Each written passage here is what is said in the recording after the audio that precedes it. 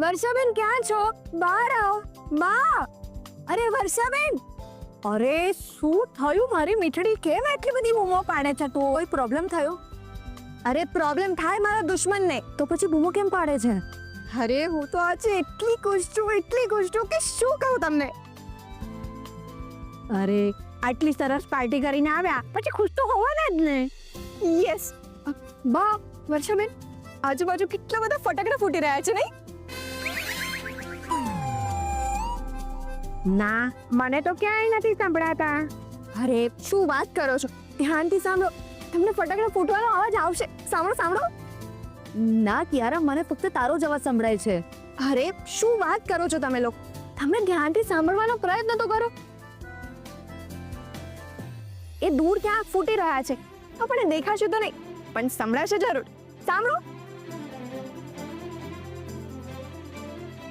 અરે સાંભળો, સંભળાયો તમને?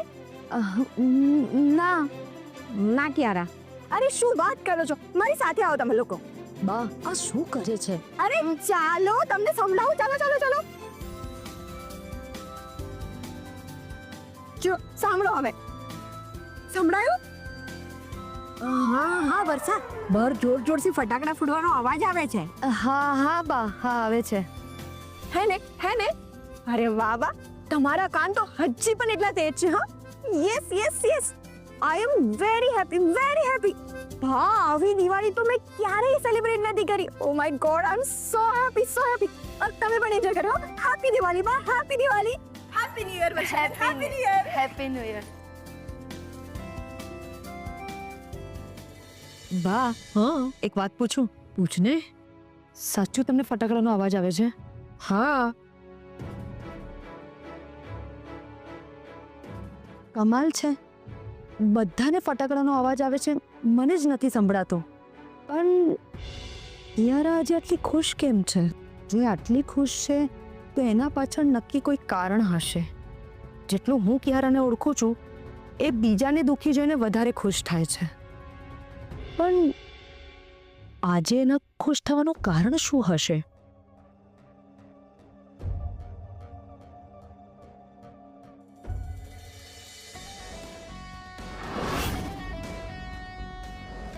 તમને લોકોને એવું લાગે છે ને કે હું ગાંડી થઈ ગઈ છું, પણ તમને લોકોને મારી ખુશીનો અંદાજો નથી.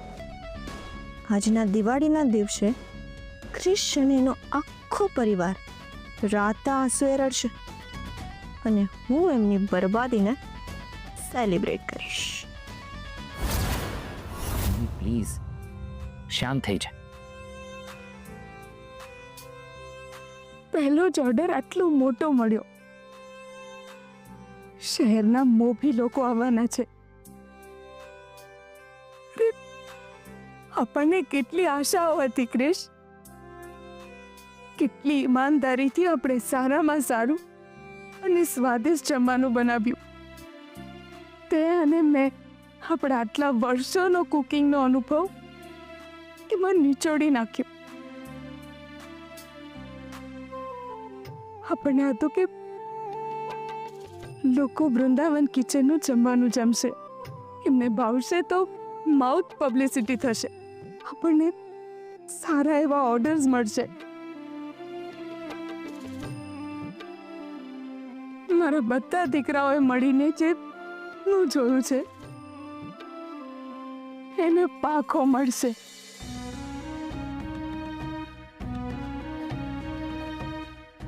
પણ ના, મારા દીકરાઓ ઉડે એ પહેલા જ પાંખો કોઈએ કાપી નાખી ક્રિશ, કાપી નાખી. આમાં વાળ કાપડો જ છે મમ્મી. શૌર્ય, તું કહેવા શું માંગે છે? આપણે જેને પાંખો કાપવાનો મોકો આપ્યો અને એની પહેલાં એના હાથ કાપી નાખ્યા હોત ને તો આપણા સપનાઓ સામે નજર ઉઠાવીને જોવાની હિંમત ના થાત એની. પણ હું હવે એવું નહીં થવા દઉં. શૌર્ય, તું કંઈ નહીં કરે. હા, એ સમય નથી. સમય આવશે ને ત્યારે જવાબ પણ આપવામાં આવશે. ના ભાઈ, દર વખત એવું નથી હોતું. અમુક વાતોનો જવાબ ત્યારે ને ત્યારે જ આપવો પડતો હોય છે. નહીં તો આ લોકોની હિંમત વધી જાય છે અને પછી એનું પરિણામ આટલું ભયંકર આવે છે. શૌર્ય, તને શું લાગે છે? હા, તું એક જ હોશિયાર છે અને અમે બધા અહીંયા મૂર્ખ છીએ. મમ્મી પ્લીઝ શાંત થઈ જા.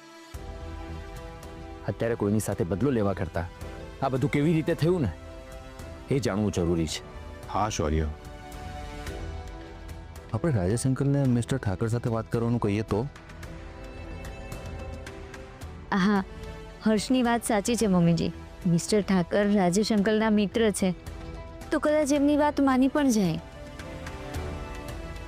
આજ સુધી આપણે એમની પાસેથી કેટલી મદદ લીધી છે. દર વખતે એમની ભલમનસાઈનો દુરુપયોગ ના કરવો જોઈએ. તમે જોયું ને, આજે આપણા કારણે એમનો કોઈ વાંક ના હોવા છતાંય મિસ્ટર ઠાકર આવીને એમને કેટલું બધું સંભળાવીને ગયા. જુઓ, મને એવું લાગે છે કે હવે આપણે એમને વધારે હેરાન ના કરવા જોઈએ. હવે હું જ કોઈ રસ્તો કાઢવાનો ટ્રાય કરું છું.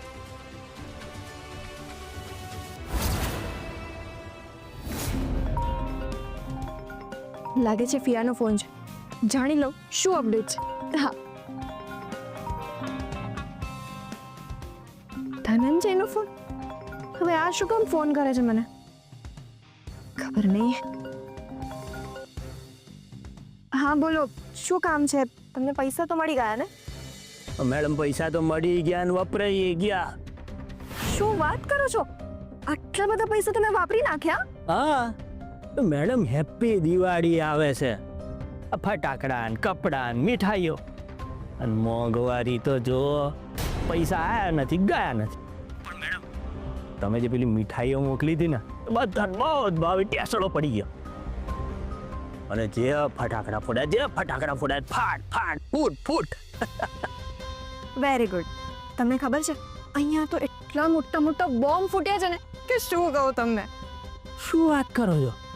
એટમ મેડમ કામ તો બરાબર થયું ને? અરે હા હા, એકદમ પરફેક્ટ. હા એમ. બાકી આ ધનંજયનું કામ એટલે જોવું ના પડે. બોલો મેડમ, હવે આગળ શું કરવાનું છે? એ હું હમણાં તમને જણાવું છું. મેડમ ફટાફટ જણાવો. આ પૈસા પતી ગયા છે. કહેતા હોય તો કાલે જ આવજો. અરે ના ના, એવું ના કરશો. હા મેડમ પણ પૈસા કમાવા માટે શેરમાં તો આવવું જ પડશે ને. હું તમને થોડા પૈસા મોકલી આપું છું, પણ હું જ્યાં સુધી ના કહું ને ત્યાં સુધી તમે તમારા ગામડે જ રહેજો, સમજ્યા? પણ કેમ મેડમ? અને આ કામ તમે કર્યું છે એની કોઈને જ ભનક ના લાગવી જોઈએ. અને હા, હવે તમે મને કોલ ના કરતા. કોલ લિસ્ટ ડિલીટ કરી નાખજો. કોઈને ખબર ના પડવી જોઈએ કે તમે મને ઓળખો છો, સમજી ગયા? અરે સમજી ગયા શું? તમે કોણ બોલો છો બેન? યસ, એકદમ કરેક્ટ. ક્રિશ, તો મારા સુધી પહોંચવાના ગમે તેટલા પ્રયત્નો કરી લે, પણ તું નહીં પહોંચી શકે. હું ફરીથી મિસ્ટર ઠાકર સાથે વાત કરીને એમને સમજાવવાનો પ્રયત્ન કરું છું. અને જો એ આપણી વાત ના સમજી શક્યા તો? પણ શૌર્ય, તું હંમેશા આટલું નેગેટિવ કેમ વિચારે છે? નેગેટિવ નહીં, પ્રેક્ટિકલ વિચારું છું મમ્મી. આપણી સાથે આવું થયું હોત તો આપણે લોકો સમજી શક્યા હોત? હા, આપણા ઘરે પાર્ટી હોત તો એ લોકો આ બધું સમજી શક્યા હોત? નહીં ને? એટલે તું કહેવા શું માંગે છે? મમ્મી, હું એવું કહેવા માંગુ છું કે જમાનો બદલાઈ ગયો છે. બધું જ બહુ ફાસ્ટ થઈ ગયું છે. અરે લોકો સોશિયલ મીડિયામાં તરત જ બધું ચઢાવી દેતા હોય છે. એટલે હવે એ લોકોના રિસ્પોન્સની રાહ જોવા કરતા જે કલ્પ્રિટ છે ને એને લાવીને એમની સામે ઊભું કરવું જોઈએ. અરે કોણ છે કલ્પ્રિટ? ખબર છે તને? કોને લાવીને ઊભા કરીશું એમની સામે? તમે લોકો આવું કેમ પૂછી રહ્યા છો? તમને ખબર નથી કે કલ્પ્રિટ કોણ છે? શૌર્ય, તને 100 વાર કહ્યું છે, કોઈના ઉપર શંકા હોય એટલે ડાયરેક્ટ આપણે એની ઉપર એલિગેશન્સ ના મૂકી શકીએ.